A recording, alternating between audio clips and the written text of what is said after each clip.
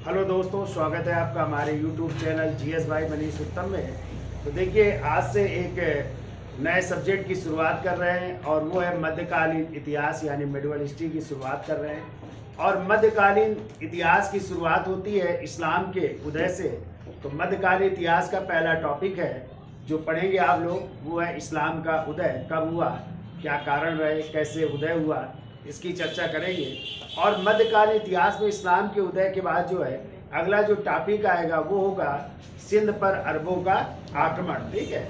और इसके बाद जो है फिर आक्रमणकारी आएंगे महमूद गजनवी यानी तुर्क आक्रमणकारियों का आक्रमण होगा भारत में।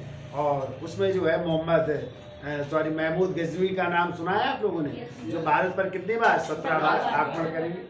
फिर इसके बाद आप लोग गोर वंश पढ़ेंगे, मोहम्मद गोरी से आबुद्दीन मोहम्मद गोरी, उसके आक्रमण की चर्चा की जाएगी। और फिर उन्हीं के गुलाम थे कुतुबुद्दीन ऐबक, जिन्होंने एक नए राजवंश की स्थापना की थी और वही था गुलाम वंश, या इसी को दास वंश या इसी को मामलूक वंश भी कहते हैं। और यहीं से शुरुआत होगी आपकी दिल्ली सल्तनत की। और इस तरह दिल्ली सल्तनत आपकी 1206 में स्टार्ट होगी और चलेगी कब तक, 1526 ईस्वी तक। ठीक है। और इस दिल्ली सल्तनत में जो राजवंश आएंगे उनमें पहला राजवंश होगा गुलाम वंश या दास वंश, जिसका टाइम होगा 1206 से लेकर के 1290 ईस्वी तक। ठीक है। और इसके बाद जो है अगला वंश आएगा जो होगा खिलजी वंश, और खिलजी वंश का टाइम होगा 1290 से लेकर के 1320 ईस्वी तक। ठीक है।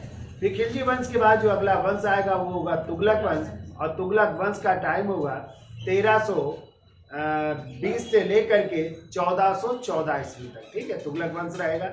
और तुगलक वंश के बाद आएगा सैयद वंश, और सैयद वंश का टाइम रहेगा 1414 से लेकर के 1451 ईस्वी तक। ठीक है। फिर इसके बाद दिल्ली सल्तनत का अंतिम जो राजवंश होगा वो होगा लोधी वंश, और लोधी वंश का टाइम होगा 1451 से लेकर के 1526 ईस्वी। ठीक है। तो इस तरह ये दिल्ली सल्तनत के राजवंश आएंगे, उनमें भी क्वेश्चन बनेंगे कि सर्वाधिक समय तक किसने शासन किया राजवंश, तो तुगलक वंश आएगा। जब सबसे कम समय तक पूछा जाए तो खिलजी वंश आ जाएगा। ठीक है। फिर जैसे ही दिल्ली सल्तनत समाप्त होगी, इसके बाद जो है एक नए राजवंश की उत्पत्ति होगी और वो होगा मुगल वंश। और मुगल वंश के संस्थापक होंगे कौन, मुगल बादशाह बाबर। और इस तरह कब से 1526 से लेकर के 1707 ईस्वी तक जो है आपका कौन सा वंश चलेगा, मुगल वंश चलेगा। ठीक है। और औरंगजेब की जैसे ही मृत्यु होगी, इसके बाद जो अगले मुगल बादशाह आएंगे वो आ जाएंगे उत्तर मुगल कालीन बादशाह कहलाएंगे। क्या कहलाएंगे, उत्तरकालीन मुगल बादशाह। और उनकी हम चर्चा करेंगे मॉडर्न हिस्ट्री में या आधुनिक इतिहास में उनकी चर्चा की जाती है। तो देखिए, मध्यकालीन इतिहास में जो पहला या शुरुआत जहां से हो रही वो है इस्लाम के उदय से। तो देखिए, इस्लाम क्या था, इस्लाम का अर्थ क्या होता है, पहले तो ये जानिए। तो इस्लाम का अर्थ होता है पवित्रता। क्या होता है, इस्लाम का अर्थ है पवित्रता, या इसी को कह सकते हैं पवित्रता या विनम्रता। ठीक है। यानी जो आचार व्यवहार में क्या थे, पवित्र थे, विनम्र थे। ठीक है। समर्पण भी कह सकते हैं, या सत्य में प्रवेश करना में प्रवेश करना। तो कई अर्थ होते हैं इस्लाम के। ठीक है। अब इस्लाम के जो कह सकते हैं संस्थापक थे वो थे हजरत मोहम्मद साहब थे, और उनका जो है संबंध किससे है, मुसलमान कहलाए, यही जो है। ठीक है। तो मुसलमान का भी अर्थ होता है, तो देखिए क्या अर्थ होता है मुसलमान का। तो मुसलमान जो शब्द है वो मिल करके बना है किससे, मुसल्लम प्लस ईमान से। ठीक है। मुसल्लम प्लस ईमान से मिलकर के बना है। और इसका अर्थ होता है, क्या अर्थ होता है, जिसका ईमान पुख्ता हो। ठीक है। जिसका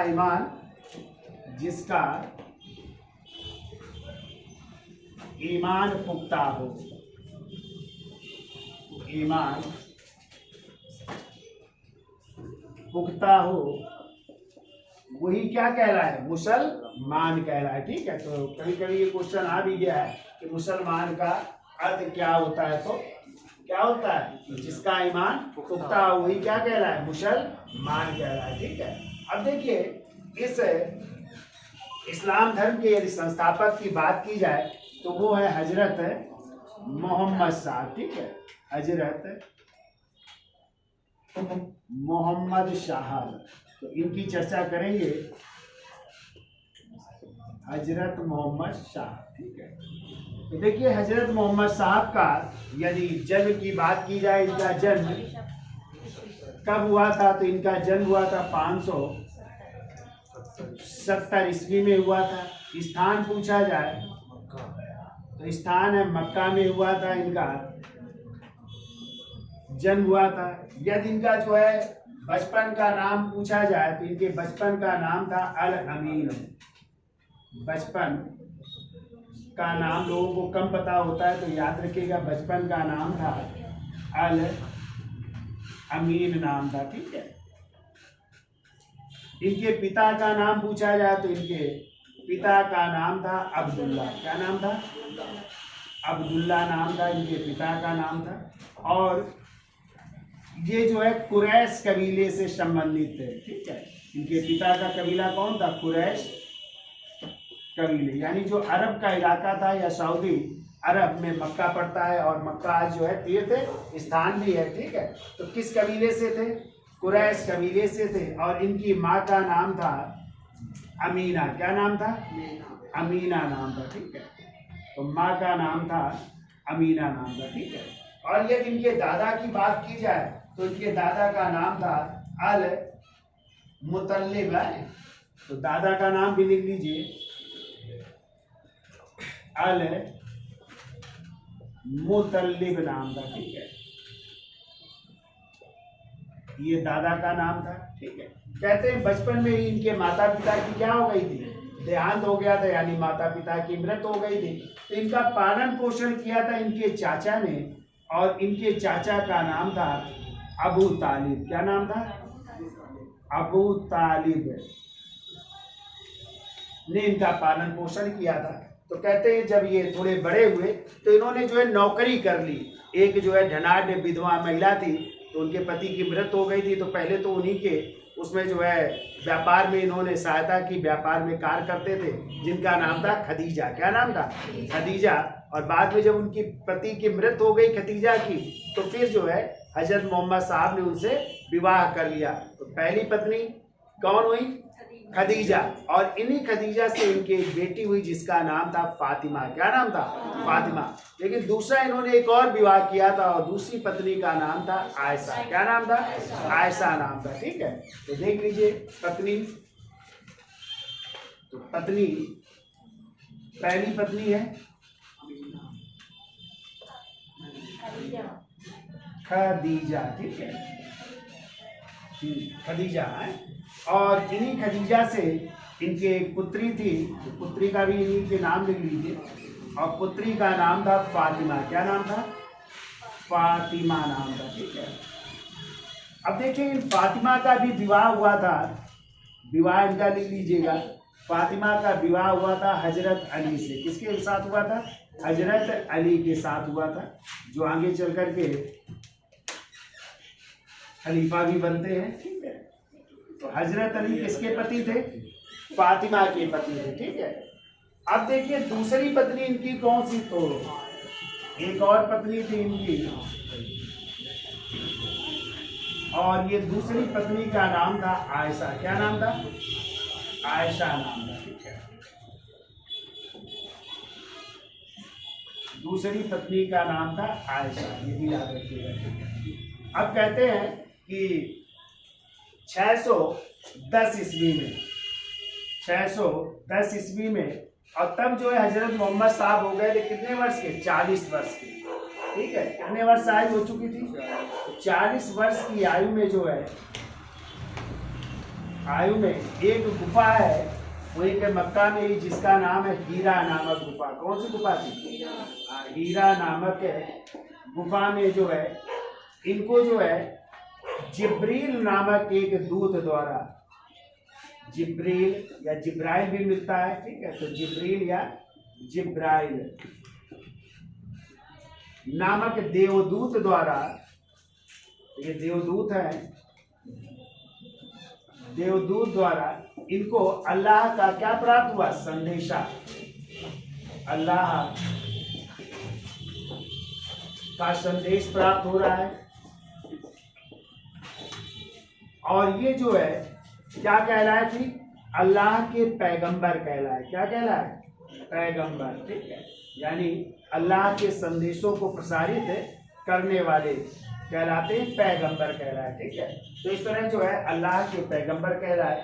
और इन्होंने जो है इस जो अल्लाह के संदेश थे इसको प्रसारित करने का कार्य किया। और इसमें जो है इनके साथ बाधा आती है। बाधा क्या थी? ज्यादातर जो मक्का के लोग थे वो जो है मूर्ति पूजक थे। क्या थे? मूर्ति की पूजा करते थे। और उनका मुख्य स्थान जो है मक्का का काबा था। क्या था? मक्का का काबा था, जो एक ऐसा घेरबंद था जिसमें चारों ओर जो है बाउंड्री तो थी लेकिन ऊपर छत नहीं थी। और उसमें जो है कहते हैं देवताओं की मूर्तियां वगैरह रखी थी। लोग उनकी पूजा करते थे। तो उन्होंने जो है मूर्ति पूजा का क्या किया? विरोध किया और एकेश्वरवाद की ओर गए, यानी कहा एक ही ईश्वर है, एक ही अल्लाह है और इसके अलावा कुछ नहीं है। इस कारण जो है मक्का के लोग इनका विरोध करना शुरू कर देते। तो जब इनका विरोध हुआ, इन्होंने इसको प्रसारित किया, इस्लाम धर्म के बारे में बताना शुरू किया, तो वहाँ के लोग जब विरोध करते तो इनको मक्का से जो है मदीना के लिए क्या करना पड़ा? भागना पड़ता है। ठीक है, तो उसी भागने को कहते हैं हिज करना या प्रस्थान करना। तो मक्का से मदीना के लिए क्या किया? हिज किया। हिज का मतलब होता है प्रस्थान। और वो डेट है कब? 622 ईस्वी। इसीलिए कभी आ जाए हिजरी सम्मत की डेट क्या है? तो 622 ईस्वी है। ठीक है, मक्का से मदीना जाना ही क्या कहलाया? हिज। और हिज का मतलब होता है प्रस्थान। तो मक्का से मदीना के लिए क्या किया? प्रस्थान किया। इसलिए 622 ईस्वी क्या कहलाती है? हिजरी सम्मत कहलाती है। ठीक है, तो इन्होंने जो है इसका एकेश्वरवाद का प्रचार प्रसार किया।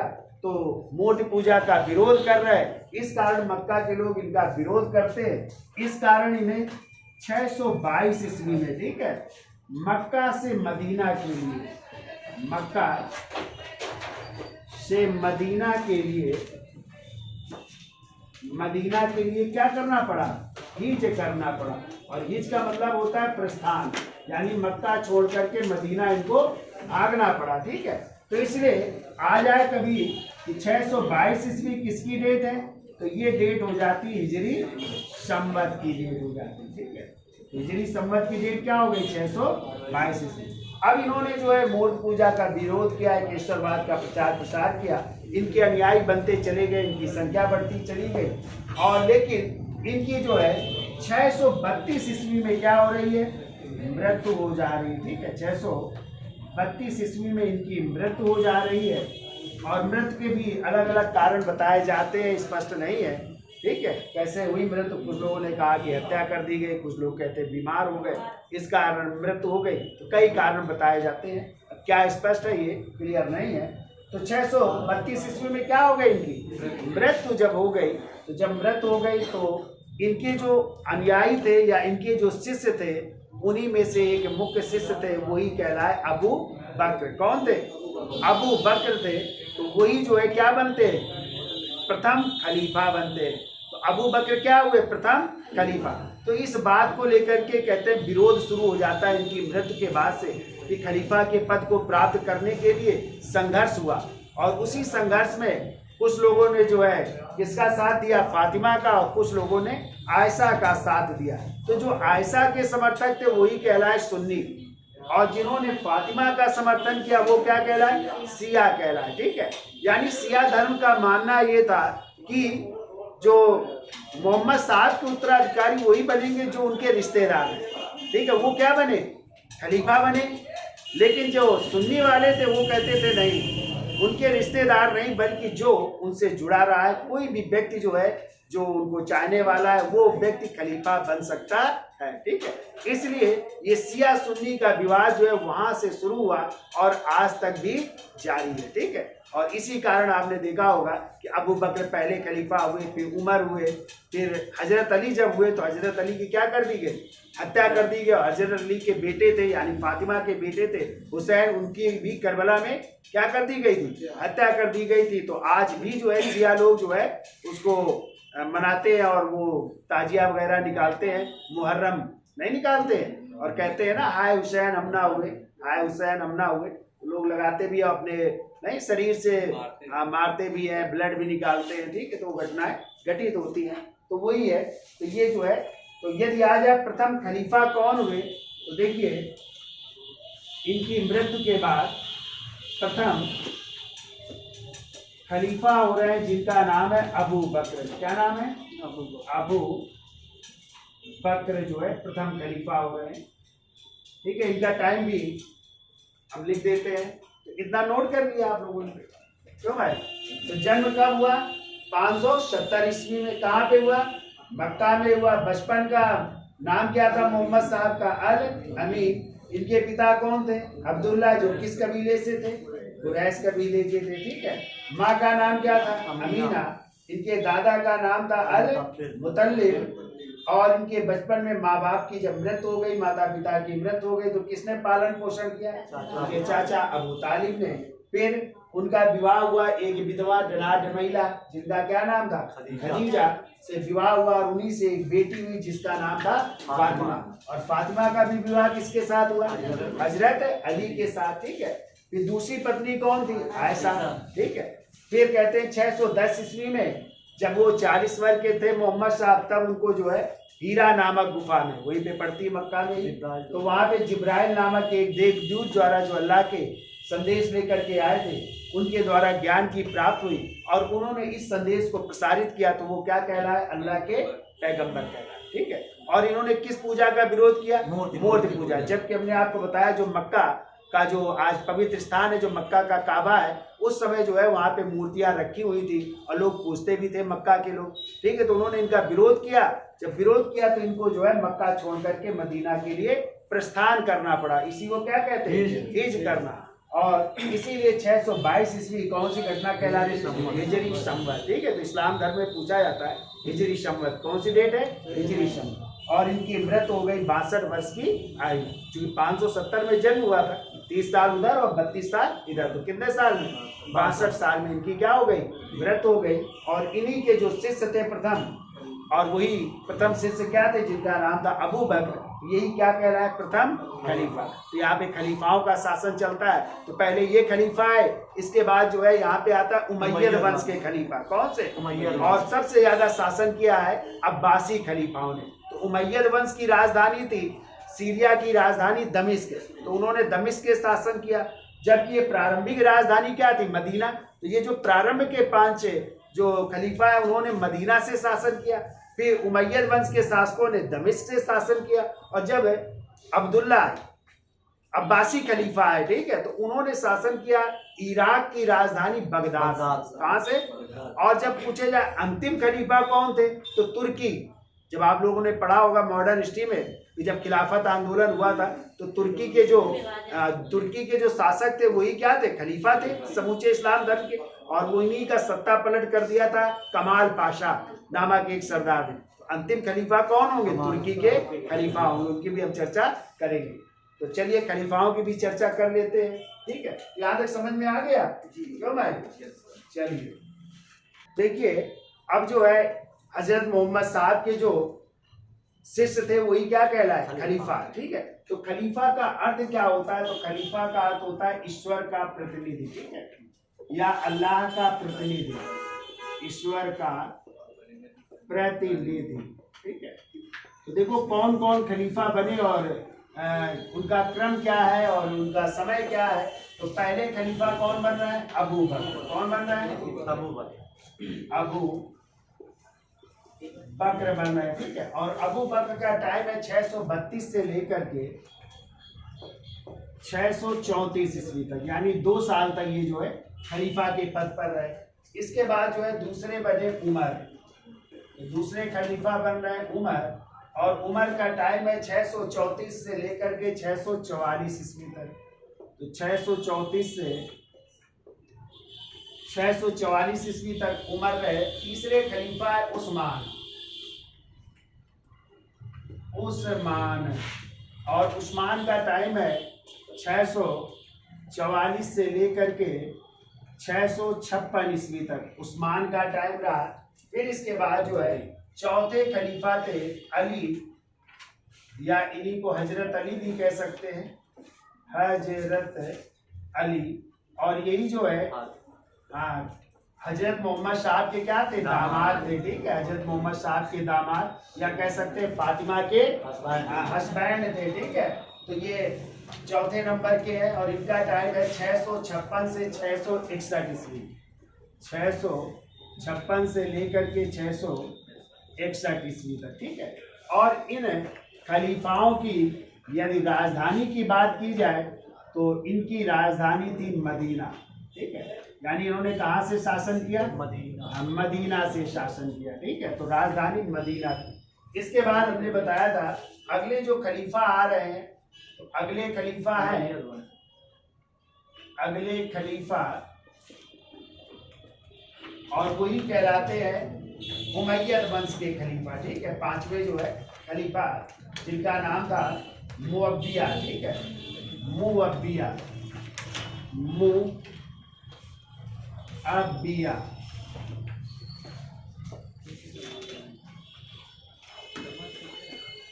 ये पांचवें खलीफा है। ठीक है, पांचवें खलीफा ये मुअव्विया है। ठीक है, और इन्होंने जो है खलीफा के पद को पैतृक कर दिया। खलीफा का पद पैतृक हो जाता है, और अपने पुत्र जिनका नाम था याजिद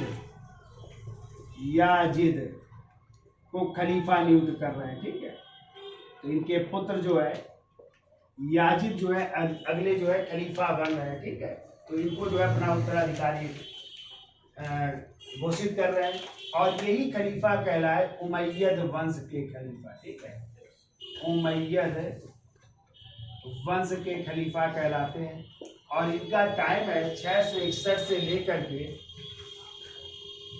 750 ईस्वी तक इन्होंने शासन किया। ठीक है, 661 से 750 ईस्वी तक शासन किया। और यदि इनकी राजधानी पूछी जाए तो इनकी राजधानी थी जो सीरिया की राजधानी है, आज भी है, और वो है दमिश्क है। इन्होंने अपनी राजधानी किसको बनाया, दमिश्क को बनाया, और यहाँ से शासन करते रहे। ठीक है, लेकिन यदि पूछा जाए सर्वाधिक समय तक किस राजवंश के खलीफाओं ने शासन किया, तो वो हो जाएंगे अब्बासी खलीफाओं ने। किसने, अब्बासी वंश के खलीफा। अब्बासी वंश के खलीफाओं का शासन सबसे ज्यादा समय तक है, और इन्होंने जो है दमिश्क के स्थान पर अपनी राजधानी बनाई थी, जो आज इराक की राजधानी है। और इराक की राजधानी क्या है, बगदाद है। ठीक है, तो इन्होंने बगदाद से शासन किया। तो जब आप लोग पढ़ेंगे इल्तुतमिश पढ़ेंगे ना, तो इल्तुतमिश ने यहीं के खलीफा से तो मान्यता पत्र प्राप्त किया था, बगदाद के खलीफा से। तो उस समय कौन हो गए थे खलीफा, बगदाद के खलीफा थे। ठीक है, या इराक के खलीफा थे, उनसे मान्यता पत्र प्राप्त करना पड़ा था। और जब हम बात करें आधुनिक इतिहास में, तो 1924 ईस्वी में चूंकि खलीफा के पद को समाप्त किया जा रहा है, और इस समय जो तुर्की के शासक हैं वही जो है समूचे इस्लाम धर्म के खलीफा है। तो तुर्की के शासक जिनका नाम था अब्दुल मजीद द्वितीय, अब्दुल मजीद द्वितीय। ठीक है, ये अंतिम खलीफा कहलाते इस्लाम जगत के, और इन्हीं तुर्की में सत्ता परिवर्तन किया था किसने, कमाल पाशा नामक एक सरदार ने। ठीक है, कमाल पाशा नामक एक सरदार ने इनको गद्दी से हटा दिया, और जो है खलीफा के पद को क्या कर दिया था, समाप्त कर दिया था। तो अंतिम खलीफा कौन कहलाए, अब्दुल मजीद द्वितीय कहलाए। ठीक है, और यहीं से जो है खलीफा का पद जो है क्या हो रहा है, समाप्त हो रहा है। ठीक है, तो यहीं से समाप्त हो गया, कमाल पाशा ने जो है समाप्त कर दिया। अब देखिए इस्लाम धर्म के 5 सिद्धांत हैं। ठीक है, कितने सिद्धांत हैं? 5। तो अगला लिखिए इस्लाम धर्म के सिद्धांत।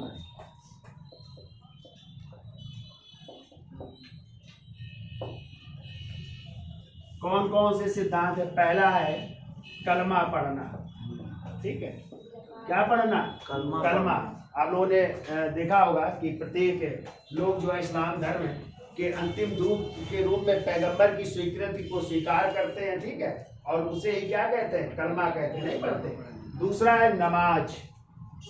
क्या पढ़ना?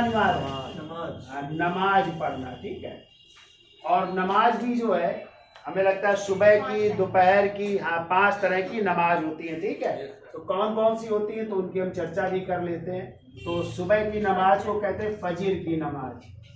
क्या कहते हैं? फजीर माने होता है सुबह की, सुबह की नमाज, जो सुबह शायद 4 या 5 बजे के लगभग जो है, नहीं कहते जब लोग जगने को होते हैं तो वो फजीर की नमाज कहलाती है। फिर होती है जोहर। जोहर की होती है, जोहर होती है दोपहर में। ठीक है, जोहर, और ये होती है दोपहर की। तीसरी होती है, तीसरी नमाज को कहते हैं जो होती है दोपहर के बाद, असीर की। ठीक है, असीर दोपहर के बाद, असीर ये होती है दोपहर के बाद 4 बजे की समथिंग होती है। फिर चौथी है मगरब, मगरिब की नमाज, और ये होती है शाम टाइम है, शाम को होती है। और अंतिम होती है कौन सी? ईशा की नमाज है, और ये रात्रि में होती है। ईशा का मतलब होता है रात्रि की नमाज है। तो ये 5 बार नमाज जो है प्रत्येक मुस्लिम को पढ़ना अनिवार्य किया गया है। तीसरा जो है सिद्धांत है, और वो है, आप लोग देखा होगा रमजान के महीने में क्या रखते हैं लोग? रोजा। तो रोजा रखना भी अनिवार्य है। रोजा का मतलब क्या होता है? व्रत।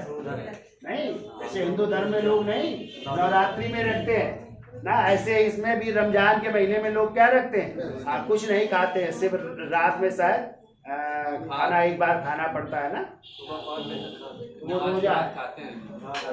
फिर जो है चौथे नंबर में रोजा के बाद कहा गया है इनको जो है यदि वो है तो जकात। कौन सा कर? जकात कर। और जकात कर जो है एक धार्मिक कर है। कैसा कर है?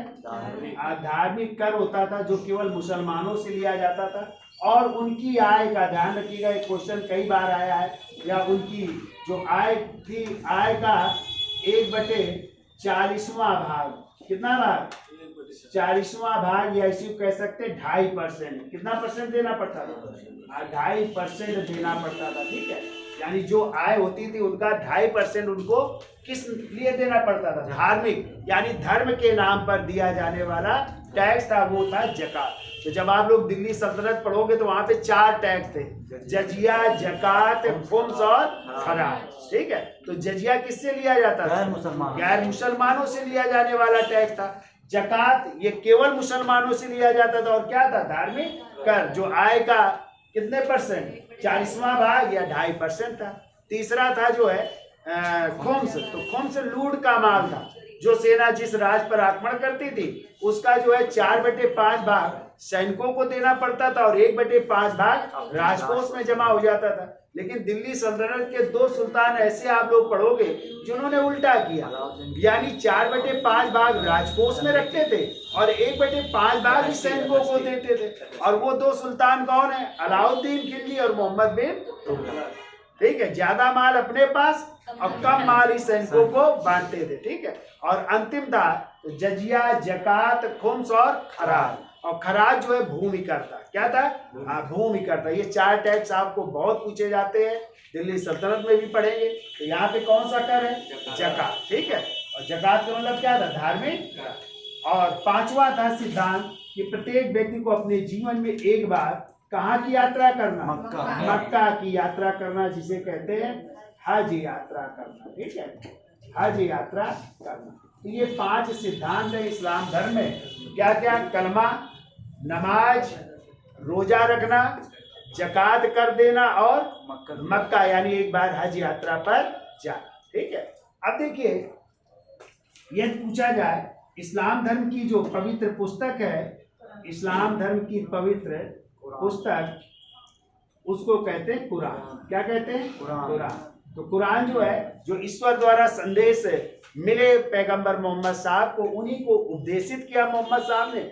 और इस कुरान को यदि पूछा जाए लिपिबद्ध किसने किया है, तो उनके शिष्य थे अबू बकर ने। किसने लिपिबद्ध किया? अबू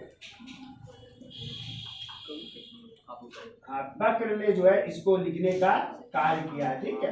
तो ये जो है पवित्र पुस्तक है, कौन सी? कुरान जो है ये प्रमुख जो है पुस्तक है। ठीक है। तो ये घटनाएं हैं किससे संबंधित? इस्लाम धर्म से संबंधित जो है घटनाएं हैं, और ये आपको याद रखना है, तो याद हो जाएगा भाई। ठीक है। तो वीडियो अच्छा लगा हो तो लाइक कर दीजिए, शेयर कर दीजिए और देखते भी रहिए। धन्यवाद। ठीक है।